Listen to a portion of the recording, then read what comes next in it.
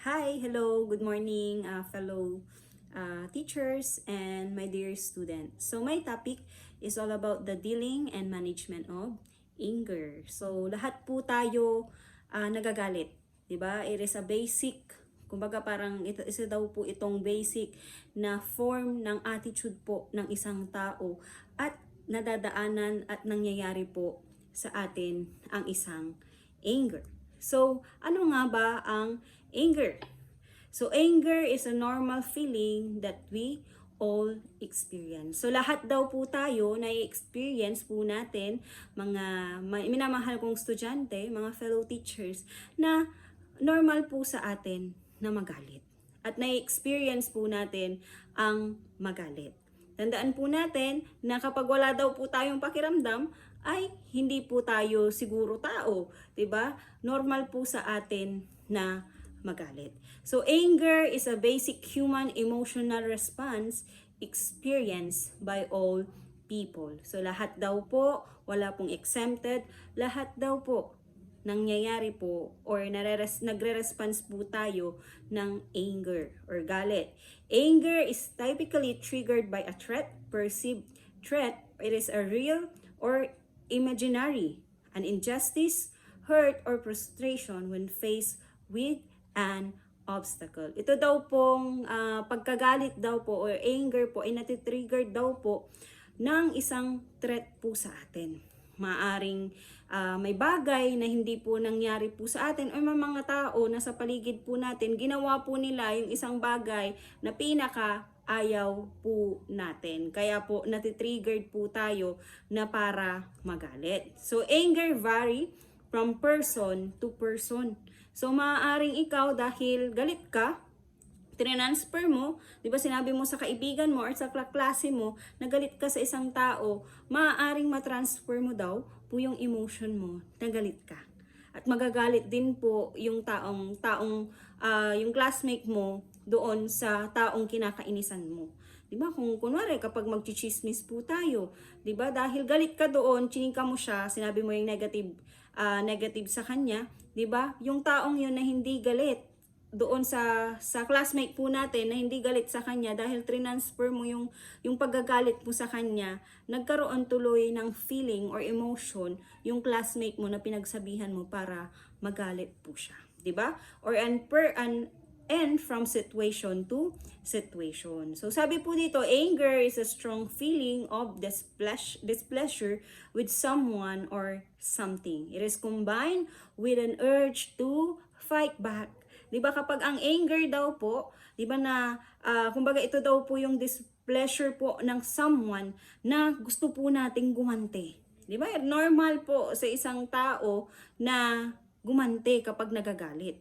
Pero depende po sa pagpa-fight back po natin. Kasi as a guidance, senior high school guidance designate po, may na-experience po kami nung nakaraang year po, 'di ba, na dahil po nagkatinginan lang, naglinggisan, 'di ba, ang ginawa po nila, yung mga estudyanteng yun is nag-away po sila.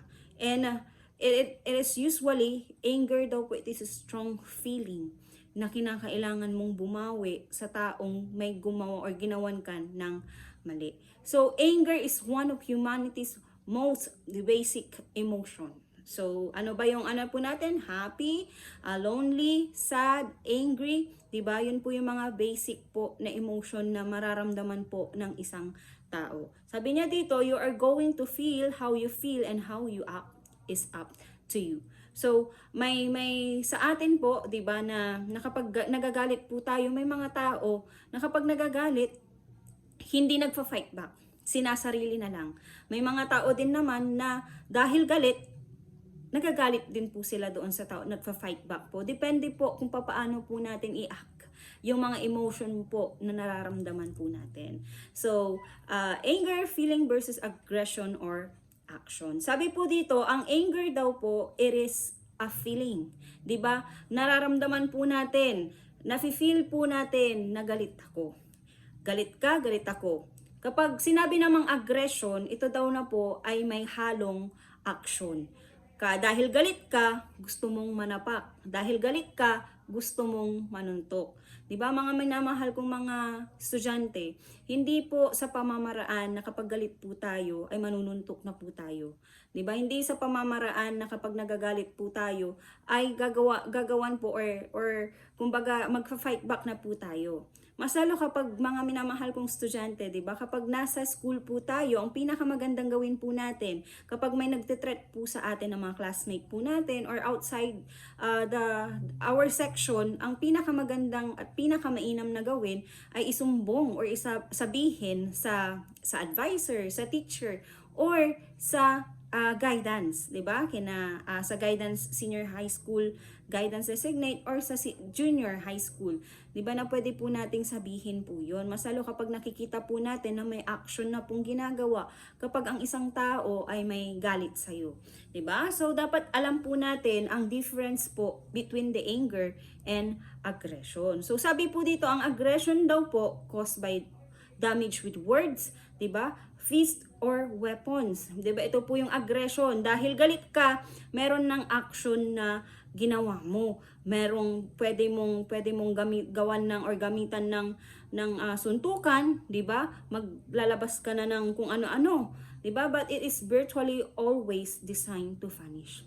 Tandaan po natin mga minamahal kong estudyante, pag galit po tayo, wag na wag po tayong magdadala ng mapanganib na tawag dito sandata, 'di ba? Or mga matatalim na bagay or mga bagay na sa bandang huli tayo po ay magsisisi. Kaya mga estudyante, ang pinakamagandang gawin po kapag meron po tayong nakakagalitan or nakakaalitan, mas maganda na iayos po natin, 'di ba, sa ating teacher or sa guidance para sa ikakabuti na rin po ng lahat. And sabi niya, aggression is intended to threaten or injure the victim's security or self-esteem. Madami po sa atin na mga estudyante or mga bata na dahil sa emotion na nangyayari, gusto pong manakit, 'di ba? Gusto po niyang ang sasabihin ng isang estudyante, 'di ba? Dapat meron akong makabawi up. 'Di ba? 'Yun yung laging sinasabi. Pero mga minamahal ko pong estudyante, 'di ba, na dapat hindi po tayo ganun ang pag-uugali po natin, 'di ba? Nasa school tayo para mag-aral at pumulot ng magagandang asal at makipagkaibigan sa lahat ng mga estudyante. And aggression is one of the negative way in which individuals express anger. Dahil galit ka, ang aggression, mampuniti ka, or 'di ba? Dahil galit ka, gusto mo na magwasak ng mga gamit ng school. Dahil galit ka, hindi ka papasok. Diba? So, dapat hindi po natin yun ginagawa. Anger, it is normal. But it is not normal kapag meron na po tayong aksyong ginagawa. So, what are something of the things which you make you angry? So, ano nga ba yung mga bagay na nag-trigger po sa atin para magalit po tayo? So, sabi po dito, different things can make different people angry. But everyone feels angry sometimes, 'di ba? Nafe-feel po natin na kung minsan nagagalit po tayo. Pero tandaan po natin na dapat yung galit na 'yan hindi po tumatagal. Sabi nga po sa Biblia, 'di ba, kapag nagagalit po tayo sa isang tao, ang pwede nating gawin ay wag daw po natin na hayaang lumubog ang isang araw na hindi po tayo nagpapatawad. Dapat kapag merong mga bagay na ginawa po ang mga po natin, mga kapwa po natin na hindi po natin nagustuhan, 'di ba? Ang gagawin po natin, gagawa tayo ng masama. Why not, kapatid, or 'di ba mga minamahal kong estudyante, na wag po nating hanapin kung sino yung tama. 'Di ba? Ang gawin po natin kung ano ang tama at nararapat. So dapat kapag galit po tayo, 'di ba? May mga nag-trigger po sa atin o mga bagay na ginawa po sa atin, binuli po tayo, 'di ba? Ang hindi po maganda na tayo po'y bumawi sa kanila. 'Di ba? Ang pinakamaganda ay sabihin na lang po natin, i-consult na lang po natin sa mga teachers po natin, 'di ba? So, what are the anger producing situations? So number 1 po, sabi niya dito, is specific person or event. Maaring event, maaring person, nakita mo yung kaklase mo, sinuot yung pinaka parehas mo na pinaka favorite mong na damit, parehas kayo, ang mo maaring magalit ka doon, di ba? Or maaring ang tao dahil crush mo yung crush niya, 'di ba? Crush mo din yung boyfriend niya. Ang mangyayari, may inggit ka doon or magkakaroon ka ng insecurity, 'di ba? Or insults, kapag tayo ni-insulto po tayo, malamang sa malamang nagagalit po tayo. Stress and worries, 'di ba?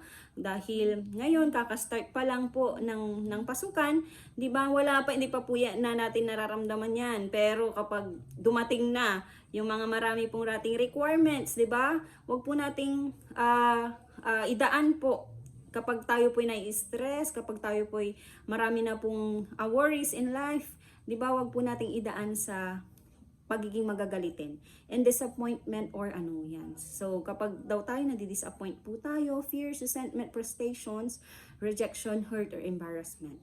'Di ba? So having possession taken or broken, kapag broken daw po tayo. 'Di ba? Kapag nagkaroon tayo ng breakup sa ano po natin, sa mga karelasyon po natin, wag po nating idaan sa ano, baka dahil sa problema ng karelasyon mo, idadamay mo yung iba. Dapat wag ganon, no? So sabi dito, jealousy, kapag tayo daw po ay nagsiselos, 'di ba? Being teased or talk about. Kapag binubuli daw po tayo, ang pinakamagandang gawin, class, is dapat ano po natin, i-report kaagad po natin yan sa guidance, 'di ba? Masalo sa mga teachers po natin.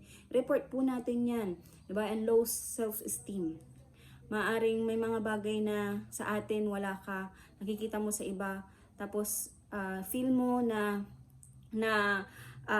wala sa'yo, kapag nilapitan ka, parang pasan mo ang buong daigdig, 'di ba? So dapat hindi ganon. Grief and home life, 'di ba? Maaring dahil nakikita natin sa tahanan po natin ay ginagawa po natin. 'Yun. So paano nga ba i-deal ang anger po natin? If you know your anger triggers, then you can either try to avoid them. 'Di ba? Kapag alam po natin na yung taong 'yun is makakasakit po sa atin, or yung taong 'yun magti-trigger po sa atin para mas magalit, iwasan na lang, 'di ba? Maganda pong umiwas sa gulo. Masalo pag sa loob ng school, 'di ba? Dapat at peace po tayo sa school. Dapat nasa sa school po tayo. Ang ginagawa po natin ay nag-aaral ng mabuti. And sabi dito, learn how to deal with them. Dapat alam na po natin na ito po ay trigger na po ng kung paano po tayo magalit. Kaya dapat sa sarili pa lang po natin, dinidil na po natin na dapat wag magalit. And learn how to put your feelings into words. Explore and name the emotion. Hurt, confuse, shame.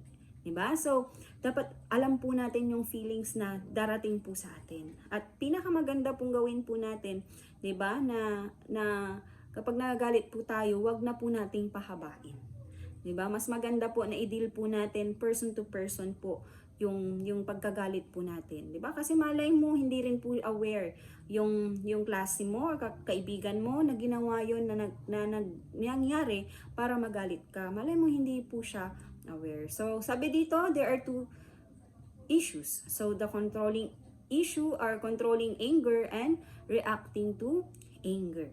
So, dapat alam po natin kung paano po i-handle po yung mga anger po natin sa buhay. So sabi po dito, controlling your anger. So when your anger is triggered, you're going to react in some way. The way you react is called your anger styles. May mga iba't ibang style daw po kapag paano daw po nila kinokontrol po yung anger po nila. Meron po ditong nagsasabi, ang sabi po dito is dumping. 'Di ba? Parang ang ano ko po dito sa dumping is iwinawala po nila. 'Di ba? Parang kapag galit po sila, nagwo-wonder na lang po sila, nagse-separate or ina-isolate po nila yung sarili po nila para hindi na po sila magalit. Minsan ganon din po ako. Pag galit po ako, mas better na i-isolate ko yung sarili ko para ma-realize ko na dapat hindi magalit. Ma-realize ko na baka ako ang mali. Diba? Mas maganda po yun na wala kang kaaway sa loob ng school at sa labas man. Diba? And acting out. May mga iba din daw na kapag ang anger po nila, ang ginagawa po nila is nilalabas po nila. May mga nagagalit po sila. Ang ano po nila is nilalabas po nila, pupunta po sila sa isang place or isang mataas na lugar, tapos isinisigaw po nila yung ano po nila, yung galit po nila. Meron nga yung na-experience ko po nung nagtatrabaho po ako sa Manila na merong tinatawag na taksya po. Yung kapag galit po sila, binabayadan po nila yung mga baso, 'di ba? Yung mga plato, tapos tinatapon po nila para mawala po yung anger po nila. And next is burying. May mga iba't ibang style din po ang burying. Kapag sinabing burying, parang kino-cover up nila. Ang nangyayari, kung galit ang isang tao, hindi na niya sinasabi, 'di ba? May mga classmate ko or may mga kaibigan kang ganitong style. Hindi mo malalamang galit sila sa kasi hindi nila sinasabi. Ay, ano yun? Kapag galit ka ba sa akin? Ay, hindi ako galit. 'Di ba? Makikita mo na lang, hindi ka na lang kakausapin. Better na may mga ganong tao na sinasarili po nila yung galit nila. So, anong nangyayari daw kapag out of control or uncontrolled anger? So, sabi dito, can trigger a large number of antisocial behaviors. So, diba? Dahil galit ka, hindi mo na control po yung emotion mo, hindi mo na control yung anger mo, ang tendency po nun, 'di ba? Madadamay po yung mga taong wala namang direct na impact sa iyo. 'Di ba? Dahil galit ka sa isang tao, dahil kaibigan niya yung kinagalitan mo, magagalit ka rin doon sa mga nakakasama niya. And sabi niya, can trigger negative consequences and can hurt physical health. Diba? So you can always control the situation you're in or how it makes you feel, but you can control how you express your anger. So, di ba? Masarap pong anuhin po natin na nakokontrol daw po natin yung anger po natin. Di ba? Sabi nga po dito, know how to control your emotions. Dapat alam po natin i-control po yung emotions po natin. So, sabi dito, ang problem daw po kapag daw tayo nagagalit, 'di ba? Anger is a problem when it harms you. So ang nangyayari po, ang nagagalit or kapag nagagalit daw po tayo, 'di ba? It is valid. All emotions are valid. Pero sabi nga po dito, kapag ang anger daw po or yung pagkakagalit po nagiging problem na kapag it harms you. 'Di ba? May mga bagay na kapag nagagalit po tayo, sinasaktan na lang po natin yung sarili po natin. 'Di ba? Naglalaslas, pero wag po nating gawin 'yun. 'Di ba? As a student, dapat peace po yung mind po natin. Wag po nating gawin 'yun. And it leads to aggression, 'di ba? So, kapag nagagalit po tayo, ang problema, 'di ba, dahil galit ka sa ibang tao, ang nangyayari, you need to parang fight back for them. 'Di ba? When it harms people around you. 'Di ba kapag ang tawag dito, nagagalit ka at kinakailangan mong mag-way out or maglabas ng galit mo, 'di ba? Idinadamay mo yung ibang tao. And sabi po dito, when it's too frequent, intense, and lasts long. Kaya nga, ang sabi ko po sa inyo kanina, okay lang na magalit.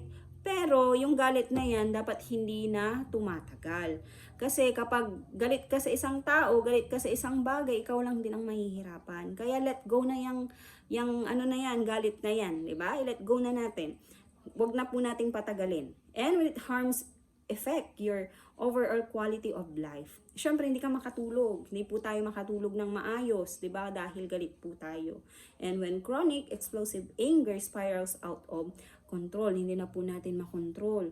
Maaaring maging anxiety na po sa atin, di ba? Kaya, kailangan nating i-control po yung anger po natin. And what are the consequences of acting out? So, can lead to legal troubles, can lead to problems at school, home, or community. Dahil nailabas po natin, i-verse out po natin yung galit po natin, di ba? It can lead to the problems in school. Maaaring hindi po tayo makapasok, di ba? Dahil marami pong nag-abang po sa atin, di ba? In home, di ba? Dahil hindi po tayo naiintindihan sa bahay po natin. And relationships, problems, substance abuse, physical problems, emotional problems, low self-esteem. Dahil galit ka, 'di ba? At na-burst out na po natin minsan. Nakikita po natin yung kakulangan po natin. At kung minsan, 'di ba, tayo po kung minsan yung nag-down po sa sarili po natin. Tandaan po natin na dapat isa sa pinaka mag-lift up po sa sarili po natin ay dapat tayo, hindi po ang ibang tao. So, paano daw po natin how does anger make you feel physically? Feeling angry has a physical reaction that is usually unpleasant. Siyempre, kapag alam nilang magagalitin ka, di ba, it is unpleasant na kaunti na lang ang makikipagkaibigan sa'yo. Dahil alam nila na magagalitin ka. Alam nila na hot-tempered ka. Hindi sila tatagal sa'yo. Kaya dapat tayo po, we feel physically, di ba, dapat maging pleasant po tayo sa mga kaklase po natin, mga kaibigan po natin, mga teachers po natin, di ba, sa mga taong nasa paligid po natin. And sabi niya, your body sends your signals when you're getting angry. Di ba, nakikita na daw po natin, nagbibigay na daw po siya ng clue kapag nagagalit na po tayo. Di ba? Kung minsan nagagalit po tayo, ang ginagawa is pinagbubuhatan or kumbaga may ginagawa po tayong aksyon na para malabas po natin yung anger po natin, or loud voice, dahil nakikita po natin nagbibigay na po ng clue. Diba, irritable na po tayo, nagkakaroon ng loud voice, red face, upset stomach, and racing or malakas or mabilis na heartbeat po natin, or sweating. Diba? Kapag nagagalit na daw po tayo, ano daw po, diba, na overuse or kumbaga nagsisweat na po tayo. Diba? So, ano ba yung warning signs? Warning signs apply to you. So, we cannot focus kapag meron na po tayong anger. Diba? Hindi na po tayo, nag-insult na po tayo ng tao. And heavy breathing. Diba? So, yan po. Throw things, make an angry face, become aggressive, use profanity, or kung minsan, nagka-cry out na po tayo, di ba? Umiiyak na po tayo dahil di na po natin ma-express at nagagalit na po tayo sa kanila. And, papaano ba natin madideal yung anger po natin? Sabi niya, cool off, stay calm.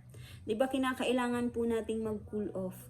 Ano po natin? Iwanan po natin. Kumbaga parang inhale, exhale po tayo. Stay calm, di ba? So, walk away. Ano po natin, kapag nagagalit na po tayo sa isang bagay, mag-count 1 to 10 po tayo. Ganon mostly ang ginagawa ko dati. Di ba kapag nagagalit na ako sa isang tao or mga kaibigan ko, nagka-count 1 to 10 ako. Hanggang pagkatapos ng 1 to 10, mawawala na. Di ba? So, take deep breaths.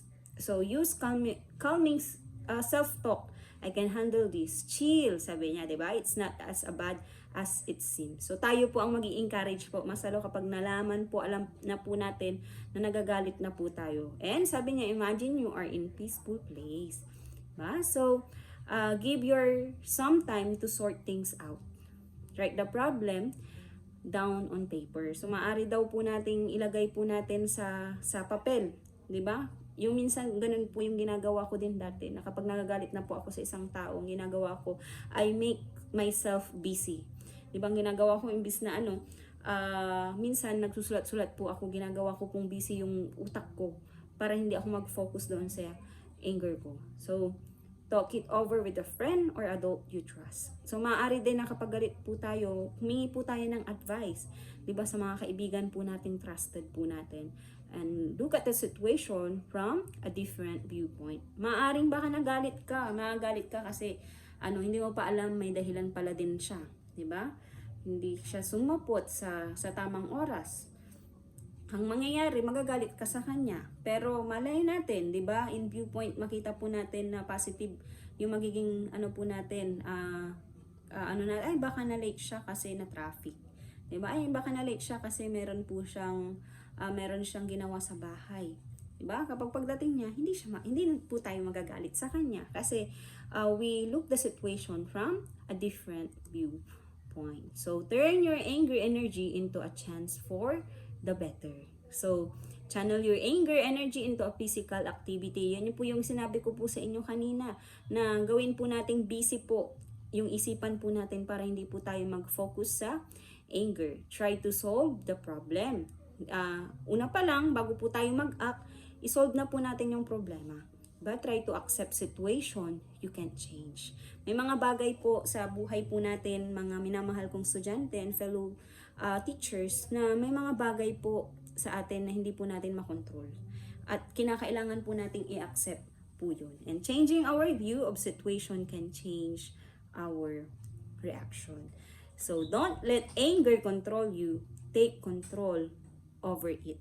So kinakailangan po natin na ang anger po natin ay hindi po magkokontrol po sa atin. 'Di ba? Ito po ay tayo po dapat ang kokontrol sa anger po natin. So dapat meron po tayong kumbaga alam po natin yung sarili po natin kapag alam na po nating nagagalit po tayo. So dapat tandaan po natin, mga minamahal kong estudyante and fellow teachers, na all emotions are valid. 'Di ba? Huwag po nating hayaan na ang galit na yan ay magtagal. Sabi nga po kanina, 'di ba? Huwag po nating hayaan na i-control po tayo ng anger kasi wala din po magiging makabuluhan ang pagiging magagalitin. Marami pong tao ang lalayo po sa atin dahil magagalitin po tayo. Sa school pa lang, mga estudyante, 'di ba, kapag tayo po nagkaroon po tayo ng kagalit, 'di ba? Try to solve. I-solve na po natin sa kanila. Pwede mong sabihin, 'di ba? Personally sa kanila, kausapin mo sila. Kung ayaw niya, pwede mong i-share sa teacher mo para at least ma-solve, 'di ba? So, nawa na meron pong tumatak po, 'di ba, sa atin na ang anger po, 'di ba? It is normal, but it is not normal kapag ito po ay nagko-control na po sa atin at meron ng action po tayong ginagawa. So, yun lang. Sana may natutunan po tayo.